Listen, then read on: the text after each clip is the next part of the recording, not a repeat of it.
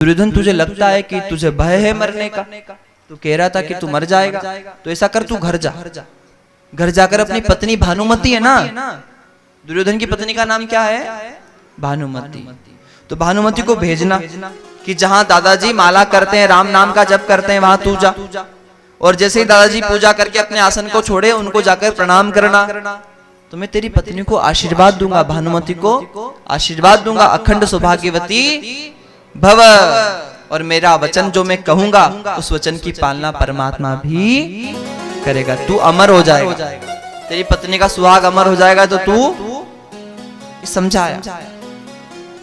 भानुमति के पास दुर्योधन जाकर कहता है, भानुमति वो भगवान बुला रहे महाराज दादाजी, उनको प्रणाम करके आओ, आशीर्वाद लेकर आओ। भानुमति ने कहा कि दादाजी को प्रणाम करने की क्या जरूरत पड़ गई आज, कल कर लेंगे, आज तो मुझे काम है। भानुमति नहीं गई। भानुमति, अच्छा आप लोगों ने कब किया था प्रणाम आखिरी बार बड़ों को? रोज ही करते हो? नहीं, ठीक है। आपके बच्चों ने कब प्रणाम किया था आपको?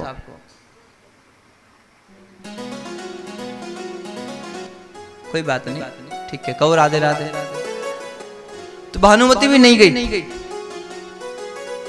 हमारा तो नियम हो गया ना, इस दिवाली को प्रणाम करो जिसका अगली दिवाली को प्रणाम करो, इस दशहरे को प्रणाम करो जिसका अगले दशहरे को प्रणाम करना। पर ये नियम नहीं था हमारा। क्या नियम था हमारा? प्रातः काल उठ के रघुनाथ। हमारा भगवान कौन है? राम। और ये भरत जी महाराज के वंश में ही राजा हुए जिनका नाम हुआ शांतनु, और शांतनु जी महाराज का ब्याह हुआ था मूर्तिमान गंगा के साथ। गंगा मैया जाते ना स्नान करने, बोलो गंगा मैया की। अच्छा, गंगा जी से शांतनु जी ने ब्याह किया तो एक शर्त पे किया था, मैं कुछ भी करूं तो रोकना टोकना मत, मुझे मेरे कार्य को करने से चाहे सही करूं चाहे गलत। देखो बहुत सुंदर भाव का। शांतनु जी महाराज ने हाँ कर दी, शादी हो गई। शादी होने के बाद शांतनु जी महाराज के यहाँ पुत्र हुआ, और उस पुत्र को गंगा मैया ने जल में बहा दिया। दूसरा पुत्र हुआ, उसको भी गंगा जी ने जल में बहा दिया। इस प्रकार शांतनु जी महाराज के 7 संतानों को जल में बहा दिया गया है। अब राजा को बड़ा दुख हुआ। अच्छा, राजा ने कुछ नहीं कहा क्योंकि वचन कहा था कि अगर आप मैं रोकूंगा तो छोड़कर चली जाएगी।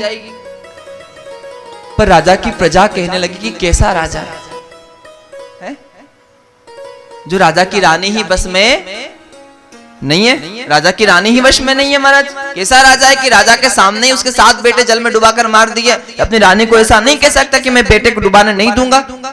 और जैसे ही कहा गया महाराज, शांतनु को ये बात लगी कि बुरा हो रहा है।